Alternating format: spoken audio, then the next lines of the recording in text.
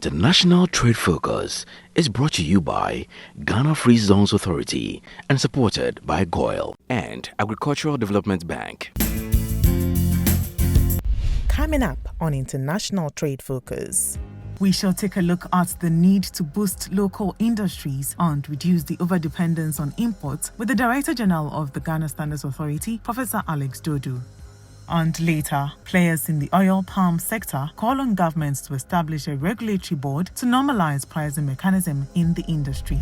The fact that COVID-19 pandemic has impacted negatively on the operations and finance of companies and organizations is undeniable as companies continue to face challenges worldwide. However, there are other companies that are trying to find creative and innovative ways to survive through the introduction of products that are in high demand due to the COVID-19 pandemic. For instance, here in Ghana, some companies that are determined to sustain their operations have started implementing such innovative measures which they hope will help them stay afloat. On International Trade Focus today, we shall take a look at the importance of being innovative during this period and whether we can sustain it and boost local industries here in Ghana.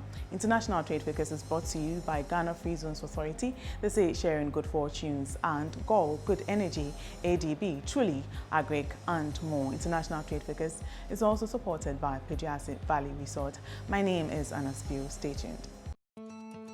Your business concepts and investment must be harnessed through a hassle-free and highly thoughtful process to make them globally competitive.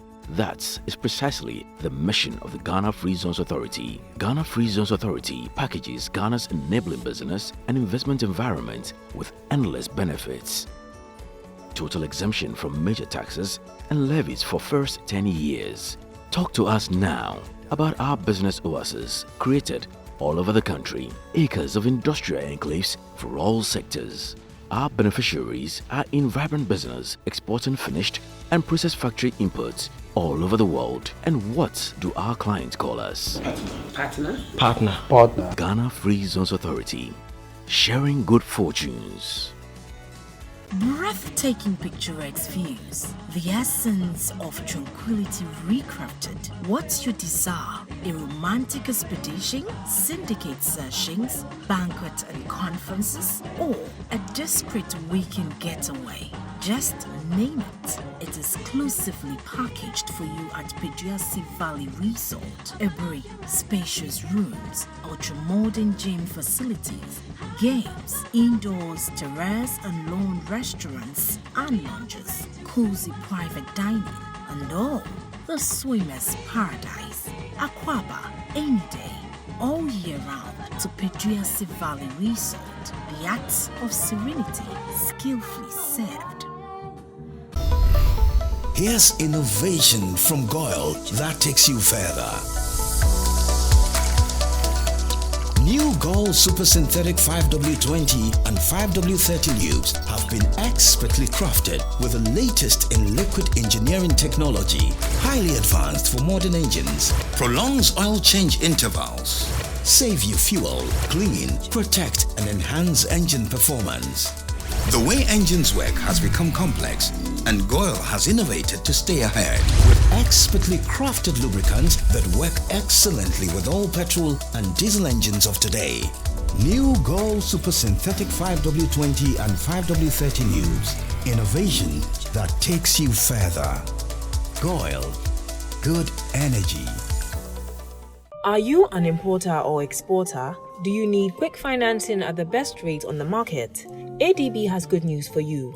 Walk into any agricultural development bank location nationwide for that solution to all your trade financing needs. ADB offers you pre-financing of exports and imports, post-shipment credit facilities, bank guarantees, the issuance and acceptance of letters of credit, documentary bills for collection, outward documentary collection. Enjoy free advisory services from our well-trained, dedicated trade officers. Exporters of agricultural products are encouraged to take advantage of this great service. For further enquiries, call us on 0302 210 210. ADB, making trade finance easy. ADB, Truly Agric and more. Hey! A warm welcome back. You're still watching International Trade Focus. Our focal point segment comes up next.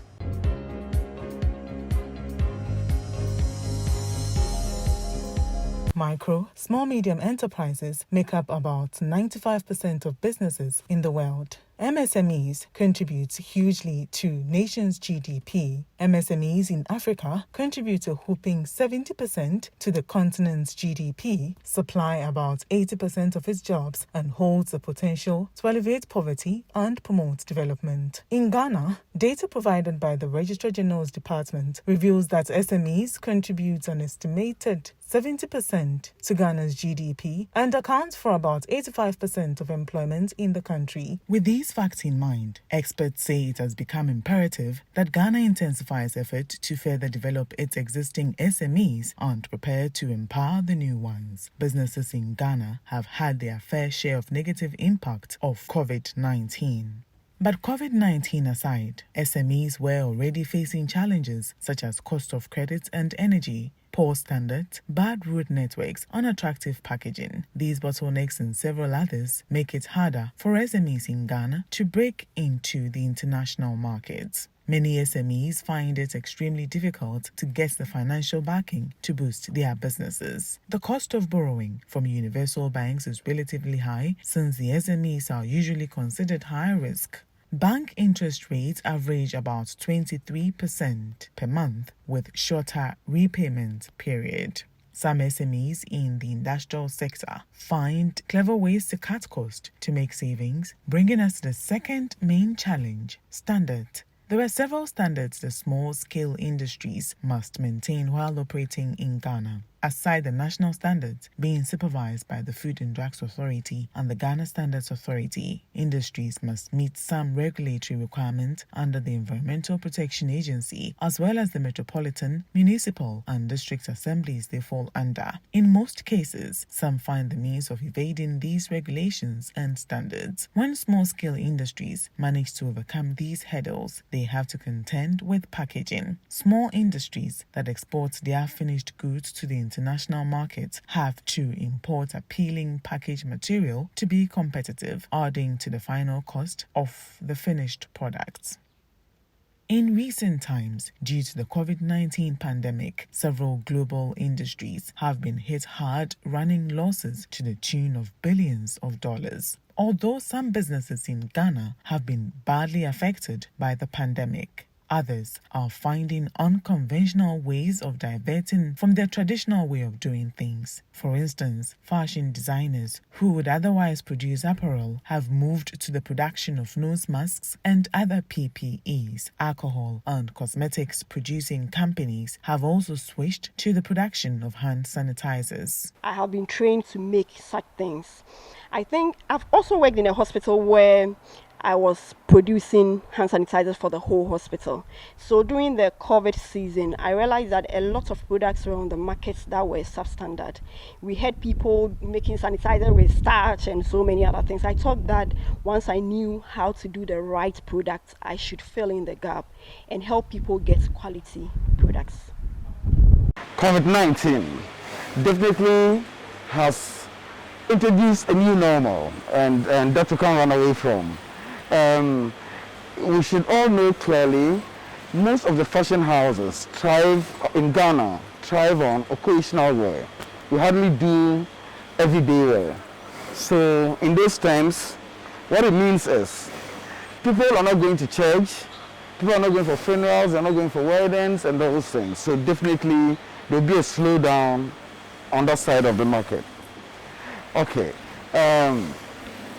but what COVID-19 has done has exposed to us our capabilities in the manufacturing of PPEs. So you realize most fashion houses are now dependent on PPEs. So you see you're manufacturing face masks right now, which we didn't do in the past, or which we've never done. We did surgical gowns, we did scrubs, we did overalls, we did hair covers, we did foot covers. There were things we typically weren't making.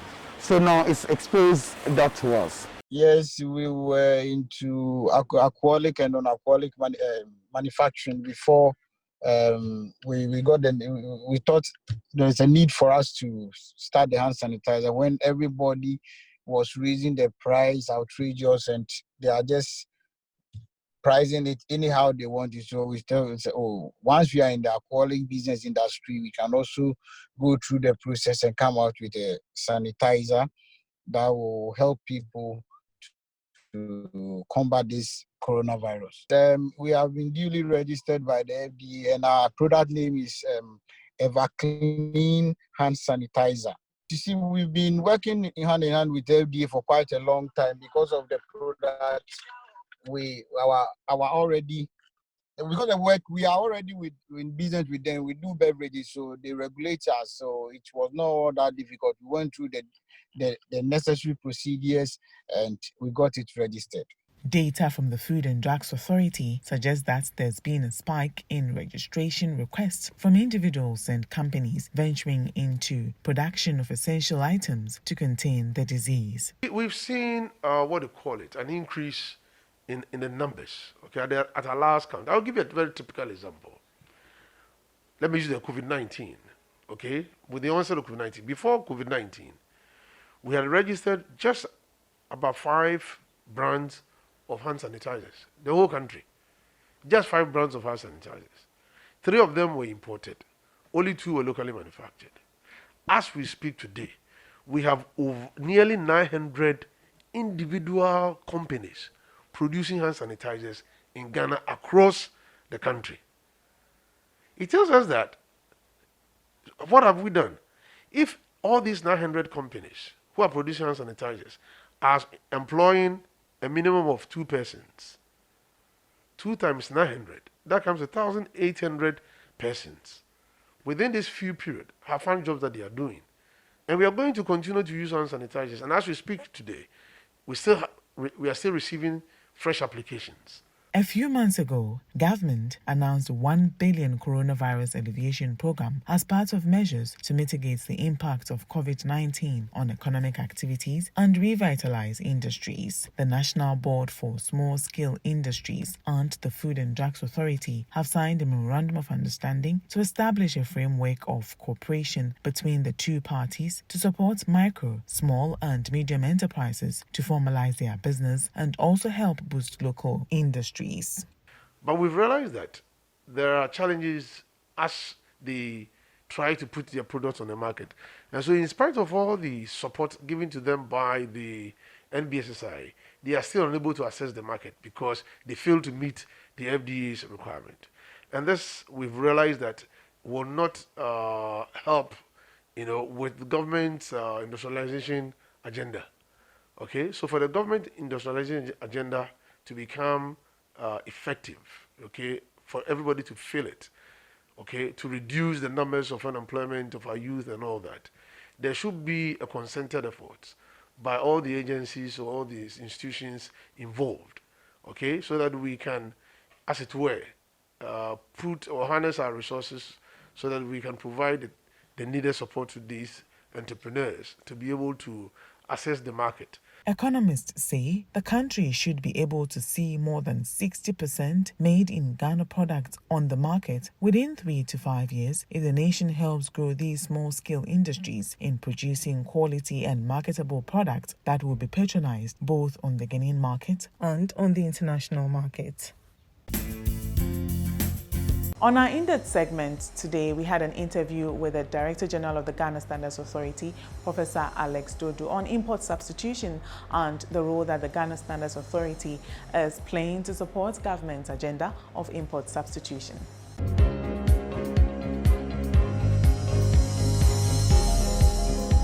What impact has COVID-19 had on Ghana's manufacturing sector? COVID-19 has brought us to where we should have been long ago. Ghana as a country, we have the potential to produce almost everything. For historical reasons, over the years, especially in the 80s, where we had a bad recession in terms of the economy going bad, we began to import. Prior to the early 80s, we were producing most things ourselves. Akasanuma, our own fridges, our own medicines indeed. But the shortages that occurred and the structural adjustment programs meant that we relied on exports, on imports to survive as a country. The downside of that is that we became over-reliant because it was easy. It was just buy from China or any other country and sell. It was India, China, and other countries. Now, COVID-19 has made us realize that we were too exposed to the production taking place in other countries, to the extent that when disease made travel impossible, as a country, we were left hanging. The beauty of it all is that His Excellency the President did call every manufacturer. Also, His Excellency the President called the agencies, the Food and Drugs Authority, the Ghana Standards Authority, and his charge was direct, that every crisis represents an opportunity. How can we produce the things we need for the people of Ghana, and if possible, to export? So you had pharmaceutical companies beginning to focus on the production of hand sanitizers. You had popular brands, Georg Distilleries, Adongo, Kasapreku, moving from alcoholic bitters to alcohol-based sanitizers to prevent COVID and to promote healthy living and promote all the protocols that we need. The Food and Drugs Authority and the Standards Authority met with those who produce the fabric, the cotton, to decide on the type of cotton that is suitable for face mask. These two agencies met with the designers. We came to our laboratories and actually tested and produced the standards for face mask, cloth mask, that we know will protect Ghanaians. And we are proud to say that we were probably one of the few anywhere in the world to have come up with this at the national level.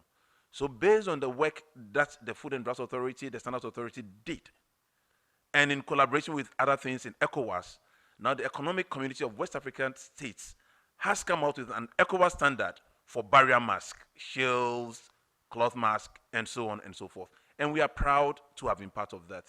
For us, the take-home message is that Ghana can do it on our own. We can be self-reliant and self-sufficient. We will partner with the international community, but what is required is for we state agencies, the regulatory agencies, the technical agencies, to be very supportive to industry. Because frankly, the biggest challenge to industry when it comes to entering the market, aside money, is also regulatory approvals. They claim that our processes were slow and in some cases expensive. Yes, testing is expensive. Yes, regulatory approval is expensive, but we know that His Excellency the President has been listening. We are getting increasing support from government to be able to help industry. And as we look forward to a post-COVID world, we are actually looking forward to a world where Ghana drives the agenda, at least for the sub-region. If at the end of COVID, in the new post-COVID world, we have not begun to realize the Ghana dream, we will never get another opportunity again. And I'll repeat, the tragedies of COVID are actually a remarkable opportunity for Ghana to move to a new world where we produce more than we consume so that we can export some, and where our reliance on external partners for things we can make, toothpick, toilet rolls, tissue paper, soap, sanitizers, sanitizing chambers, medicines, vehicles. We are now beginning to roll out VW and the rest. Will become, our reliance on external on these things will be less, and will be producing rather to supply the sub-region of Africa and beyond. How are regulatory agencies ensuring a stress-free standardization and certification process? Repeatedly, I'll be using FDA and GSA together for one reason. The Ghana Standards Authority comes up with the standards, the Food and Drugs Authority implements them.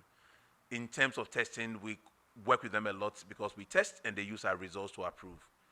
When sanitizers became big business, the FDA, which gives authorization for the sale, decided that the turnaround time should be 48 hours. Just so that you bring it fast track. And indeed, the FDA went one step further to publish the list of all the ones which have been approved. The same have been done for face masks. Now, what we have seen are people who just don't know how to get onto the ladder. Those who go the NBSSI route would always get a huge discount from us. But as authorities on our own, we have offered discounts. So the first hand washing basin, we did it for free. Subsequent ones, we've given them 50% off or even more. We are doing that despite our precarious financial situation because we see these businesses as businesses opening up the country. And if things move, then we can move. And I'm very happy to inform Ghanaians that in the past 2 months or so, the request for testing services is actually going through the roof, which means that Ghanaians are rising to the challenge. What we have done, therefore, is that for definitely our physical laboratories, now we are running a double shift. We are running from 8 till 2 and from 2 to 10 so that we can service industry better. Of course, it also creates more jobs because once you are doing 16 hours a day, more people get a chance to get onto the ladder. So Ghanaians are rising, and I think state agencies also are trying to rise to meet the demand from industry. How can we boost local production and reduce overdependence on imports? The biggest challenge to any entrepreneur in Ghana is getting access to funding. And with that access, the advice. We know the NEIP is doing a lot, but what we see at the Standards Authority is that you have a young lady or a young man coming up with an innovative product, but their ability to scale up is limited. We are hoping that our banks will not just offer the money, but a business advice to make them go far. For anybody watching this program, we can say that the demand for made in Ghana goods, from shea butter to other products, is huge, but our capacity to meet the demand is limited. Now, the Ghanaian dream must be a country where our productive ability is utilized to the maximum so that we can make a lot of money for ourselves, our country, and obviously our families. Now, we are at the stage whereby people are willing to do that. But let's face it, the best inventor is not necessarily the best businessman or woman. What is required is for the financial institutions to help them to become proper established businesses. We need a loan, but that is not enough. We need support for the development of business plans for them. We need angel investors. You know, the likes of the big companies they need to bring others under their umbrella just to expand their brands. We have done that reasonably well when it comes to water, bottled water, sachet water, but we can do more. That is the only way we can also export. I mean, our vision for our country, Ghana, is that it should be a country which the productive and creative capabilities, as we have seen on the face mask, on the face shields, will be utilized such that people will come from far and near to Ghana to come and buy. Can that be done in the next few months? The answer is a big yes. How ready are we, the state agencies? I can't put on record that we are ready. The Food and Drugs Authority is ready, the Standards Authority is ready. We have our numbers and our details on the website, but what we are saying is that to support an entrepreneur, it's not just filling a form. Sit with us, talk to us. For the GSA, what we say is that even when you start the process, let us advise you so that you avoid avoidable mistakes. Sometimes you are producing a food, the place you are producing it will lead to microorganisms contaminating it. If we know, we advise you so that you avoid the problems which comes at the end. Our job is to promote industry and industrialization. That means that on every step of the way, we must be with you. And this is what a republic should do. And there I add that COVID has also revealed that our academic institutions are also ready. And I will mention one university, Academic City University, which as we speak has completed the first, call it ventilator. In the strictest sense, you may not say it's a ventilator, it aids in breathing, but it was created from scratch and it's working as good as any you can have anywhere in the world. It's been produced by Ghanaians. I'm referring to second and third year university students who have produced it with Professor Fred Bagaluri, Dr. Japon, and team. So now that we are getting these things coming in, where is the venture capital to help us to expand this across Africa? We need that. We have offered to help as technical agencies. We will call out our banks and financial institutions that please step up. Please get involved. Please go to the bottom level. Yes, there'll be a few bad debts, but in the end, the investment in production never go waste. It always yields huge returns, but it takes time. How do local manufacturers improve upon their packaging in order to meet international standards? The challenge facing local industry currently, especially in the agro-processing space, is packaging. Packaging is not just for the aesthetics or the beauty. It's also for the product integrity, its quality, how it will be maintained throughout the time is on the shelf. The Ghana Standards Authority embarked on a trip in the year 2018 to the UK, just exploring possibilities. Now we do know that there are solutions. We even know how much they cost, roughly $1.5 million.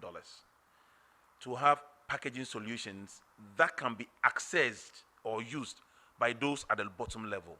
I mean, you do not expect, my poor relatives from Jamestown to be able to have $1.5 million to invest. I think the discussion should be that, is it not about time that either the banks or through any other arrangement, we have central packaging units. It could be hosted by the Standards Authority or within the university park, where small-scale producers can go and get their goods packaged. The nutritional content determined, or if it's a cosmetic product, it's wrapped, the labels and all that's done, just like we do for corn mills. It's about time we look at it, because none of our small-scale producers can compete with the likes of Unilever or Nestle. And yet, they have products that can transform not just themselves, but their communities and our country, Ghana. So what we believe is a practical, pragmatic, realistic solution is to have a central place where they go and pay for packaging. Their goods are packaged, the quality is checked, and then they sell. And as they make money and they grow, they may eventually have their own packaging places. You're watching International Trade Focus. We'll be back after this break. Your business concepts and investment must be harnessed through a hassle-free and highly thoughtful process to make them globally competitive. That is precisely the mission of the Ghana Free Zones Authority. Ghana Free Zones Authority packages Ghana's enabling business and investment environment with endless benefits. Total exemption from major taxes and levies for first 10 years. Talk to us now about our business oasis created all over the country. Acres of industrial enclaves for all sectors. Our beneficiaries are in vibrant business, exporting finished and processed factory inputs all over the world. And what do our clients call us? Partner. Ghana Free Zones Authority. Sharing good fortunes. Here's innovation from GOIL that takes you further. New GOIL Super Synthetic 5W20 and 5W30 lubes have been expertly crafted with the latest in liquid engineering technology, highly advanced for modern engines, prolongs oil change intervals, save you fuel, clean, protect and enhance engine performance. The way engines work has become complex, and GOIL has innovated to stay ahead with expertly crafted lubricants that work excellently with all petrol and diesel engines of today. New GOIL Super Synthetic 5W20 and 5W30 lubes. Innovation that takes you further. GOIL. Good energy. ADB, making trade finance easy. ADB, truly agric and more. A warm welcome back. This is our in-depth segment. We're having a conversation with the Director General of the Ghana Standards Authority, Professor Alex Dodu, on import substitution. How do we encourage more young people to venture into local manufacturing? Young people tended to look for government job, white-collar job. 500 cedis a month, 800,000, 200. You and I know that that is not good enough. That is not going to prepare for the future they want. I have been impressed recently with a young man who is doing his national service with me. And he comes to me and says, Prof, I'm going to farming. I have seen a young lady come here with a shea butter, unrefined, world class. So what is the advice to young people? Please do not limit yourself. In the post-COVID world, you must be bold and ambitious. What we, as the Republic of Ghana, should do is to support you to achieve your dreams by hand-holding you when you need certification, by supporting you when you need approval so that there's no burden on you, by guiding you to where the market is. But please, the potential you have will make most of you dollar millionaires. And it is these dollar millionaires who are 25, 30, who are going to move Ghana forward so that we in the 50-plus generation will enjoy a retirement where we can say that we were part of building the Ghana beyond aid, of building the young people who are living the Ghana dream, who are actually being creative, being bold, being risky, taking chances for business, because business involves risk, who are moving from their comfort zone and saying that, no, I'm not taking 1,200. I'm going to create millions and also employ people. But as we stated on creating business and wealth, there's a key, fundamental, important issue. It's our quality. Because the markets, there can't have a saying that Adipa Netoni. And there have always been people saying that Ghanaians do not like made in Ghana.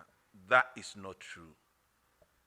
That is completely not true. 99% of Ghanaians will buy Ghana bottled water than to go and buy foreign imported bottled water.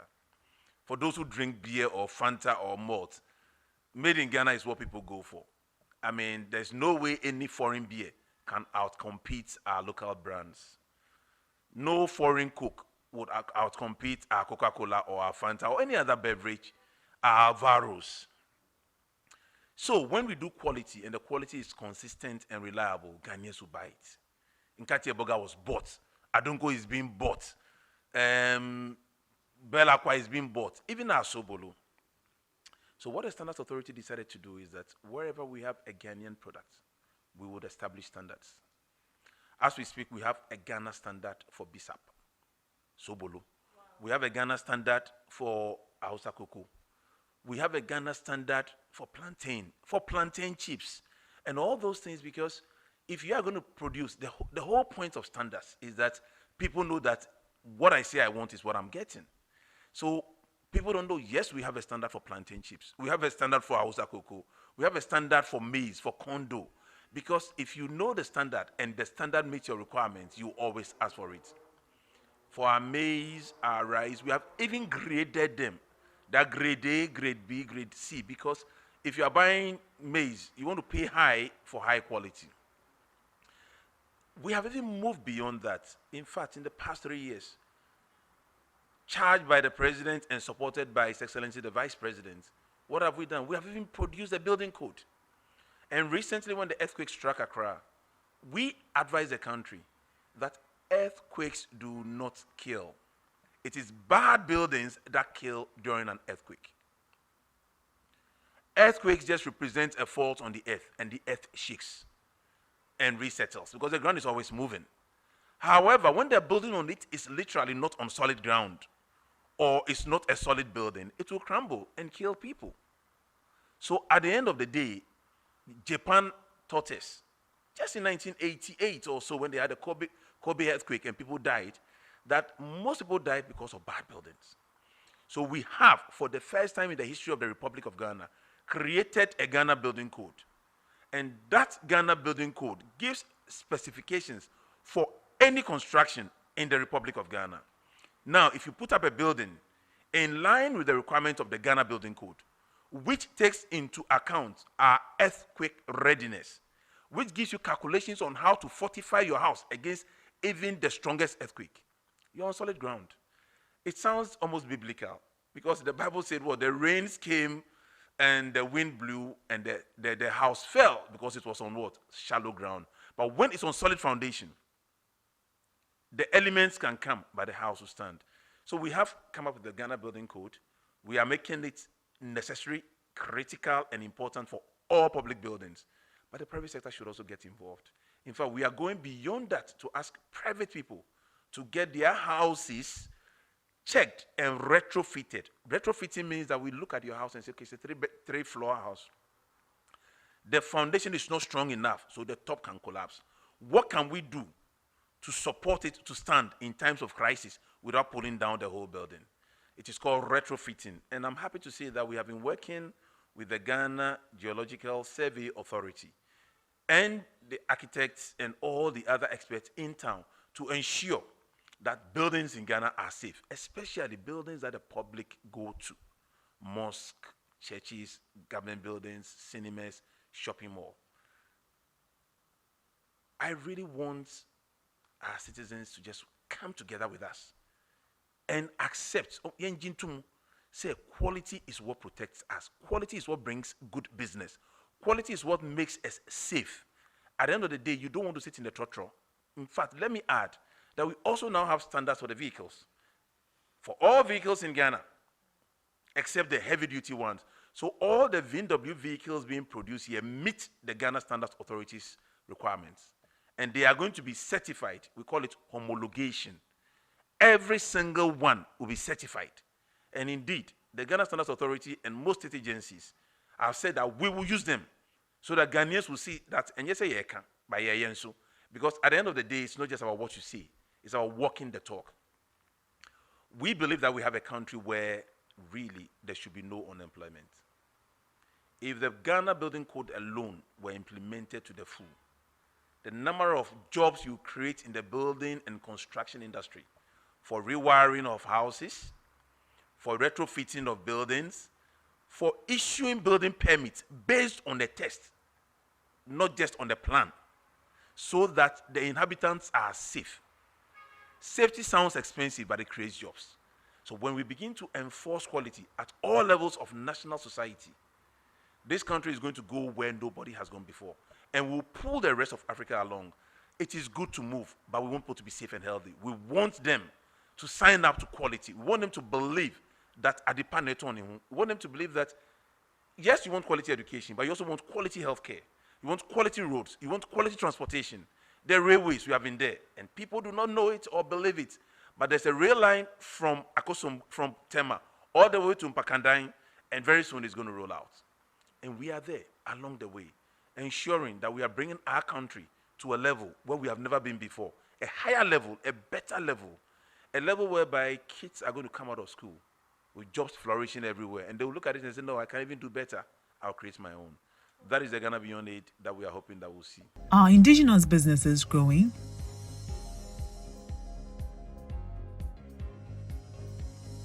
A lot of businesses here, small businesses are for Ghanaians, but if you look at the value, if you look at the size of the economy, we have some Ghanaians, well, you have naturalized Ghanaians. I mean, someone is here and the one that's naturalized.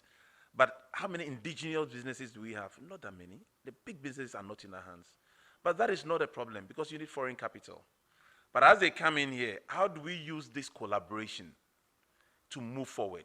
So Volkswagen has come, everybody knows it's a German company, but they are Ghanaian shareholders. But how do we use their presence to ensure that Kantanka is also producing and overproducing, that we create other Kantankas? So we love Made in Ghana. We love Ghanaian businesses. We want to ensure that as we build Ghanaian businesses, we pay attention to indigenous businesses as well. So that you create the big brands that will fight with the world and take on the world, but you nurture the indigenous ones at the lowest level so that they will grow one day to also become global giants. And yes, once again, we say we can do it. We're also seeing people manufacturing fruit juice. We're also seeing people beginning to package our yam in ways which will blow your mind. People are producing alata samina. What the take-home message is that from the lowest to the highest, we can do it. Let us begin to move the national conversation towards the Ghanaian dream. The Ghanaian dream is a nation whereby anybody with idea, regardless of your educational qualifications, should be able to turn the idea into a business that gives you money, that gives you dignity, a business that pays so much that you can look after your children and your children's children, have a future and have a life. A business where you can work and also have leisure, where you can take holidays and do for yourself what you want to do for yourself, your family, and your friends, so that together we can say that we created a new Ghana. It's within sight, it's within grasp, and we must do it. And finally, what lessons should we learn from COVID-19? Is that COVID, coronavirus, 2019 disease, has been a huge shock and a wake-up call. It has unfortunately led to the loss of lives and huge disruption in the way of life of Ghanaians. But amid the ashes throughout the crisis, what we have also known or witnessed is this. We have the ability to do a lot of things. We were just too comfortable. But having been moved from our comfort zone, we are doing things. As I speak to you now, it's going to be difficult very soon to justify allowing tissue paper to be imported into Ghana or kitchen roll. Our companies are producing. Packaging material for food, we are producing. They meet any standard. Why don't we support these local companies so that one, they produce very well, but two, they are cheaper than the imports so that they can sell and create businesses. Looking forward, we believe that COVID is not just a wake-up call, but it's an opportunity for us as a nation to recalibrate from dependence to self-reliance. I believe that COVID fits in perfectly with the Ghana Beyond Aid agenda. COVID has told us that whether we want to be beyond aid or not, in the time of disease, each country for itself and God for the international community. His Excellency the President has led the way. We, the technical agencies, Food and Drugs Authority, Standards Authority, National Board for Small Scale Industry, Export Promotion Authority, should rise up, and we are rising up. But we need our banks, our financial institutions, our universities to link up with the entrepreneurs, because most entrepreneurs will not necessarily be educated in book, but they are very smart, very creative, very wise, to help them bring their products to us. But having noticed that the ability to package in a way that is appealing to both Ghanaians and international community is a weak thing, it's a weakness amongst the small and medium scale enterprises. We are appealing to banks or our partners to support maybe the GSA, maybe the universities, to have centralized packaging units for all industry, so that people bring their good products to be packaged so that they can sell and make a profit. Of course, they'll pay for the packaging. We believe that in the post-COVID world, Ghana should and will take the lead. Your business concepts and investment must be harnessed through a hassle-free and highly thoughtful process to make them globally competitive. That is precisely the mission of the Ghana Free Zones Authority. Ghana Free Zones Authority packages Ghana's enabling business and investment environment with endless benefits. Total exemption from major taxes and levies for first 10 years. Talk to us now about our business oasis created all over the country. Acres of industrial enclaves for all sectors. Our beneficiaries are in vibrant business, exporting finished and processed factory inputs all over the world. And what do our clients call us? Partner. Ghana Free Zones Authority, sharing good fortunes. Here's innovation from GOIL that takes you further. New GOIL Super Synthetic 5W20 and 5W30 lubes have been expertly crafted with the latest in liquid engineering technology, highly advanced for modern engines, prolongs oil change intervals, save you fuel, clean, protect and enhance engine performance. The way engines work has become complex, and GOIL has innovated to stay ahead with expertly crafted lubricants that work excellently with all petrol and diesel engines of today. New GOIL Super Synthetic 5W20 and 5W30 lubes. Innovation that takes you further. GOIL. Good energy.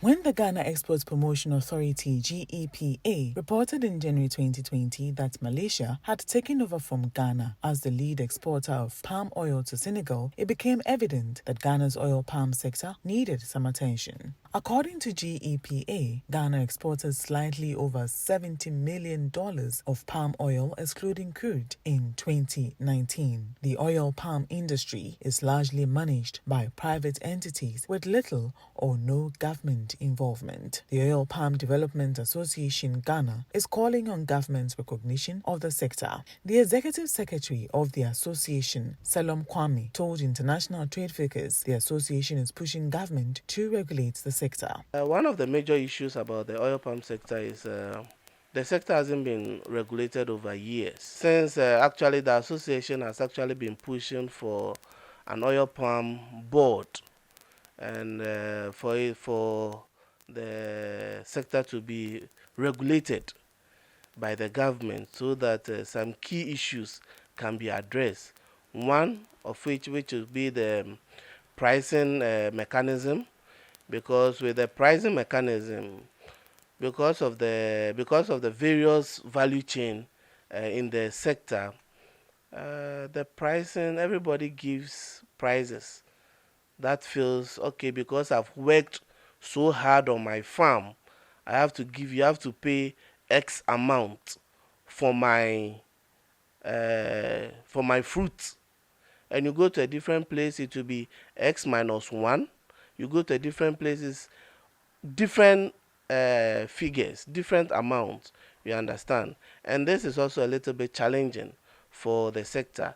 And most people, because of the pricing mechanism in the country, a lot of a lot of manufacturers actually import. Mr. Kwame added that there were several opportunities in the sector. Though it's not regulated, there are challenges in the sector. People are actually thriving. People are making, if you look at the progress made by some companies in the oil palm sector, I would say it's almost at par with their counterparts in Malaysia and Indonesia. But because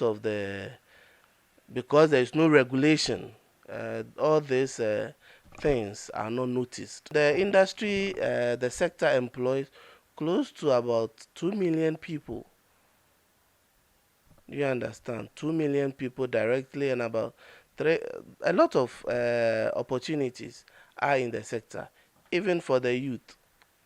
Ghana is the net importer of crude palm oil, importing in the excess of 440,000 metric tons last year. According to the Oil Palm Development Association of Ghana, the country's demand stood at about 600,000 metric tons. A bulk of the imported palm oil are for industrial use, like soap making or vegetable oil production, though artisanal producers of crude palm oil produce about 70% of the domestic production. They do not meet the quality demanded by industries. Mr. Kwame noted that the country could reduce importation of crude palm oil if the appropriate technologies were introduced to the artisanal producers. For us to reduce the importation of crude palm oil into the country, that means we have to increase our production line.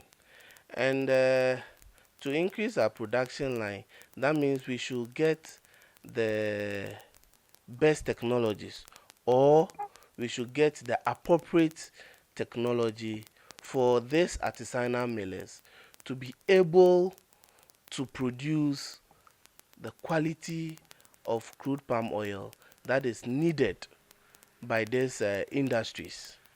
You understand? And for us to do that production, for us to bring on the appropriate technology, that has to do with investment. And as I said from the beginning, the industry is not regulated. So investing in such an industry, it's quite risky. The World Trade Organization, WTO, says trade is currently on track for a more positive scenario, but warns that countries cannot be complacent. Economists at the WTO initially projected that trade will drop as much as 32% in a worst-case scenario. The Director General of the WTO, Mr. Roberto Azevedo, commenting on the latest estimate, said there was an important silver lining in the reports, adding that it could have been much worse. This week, WTO economists released initial projections for the volume of global merchandise trade in the first half of the year.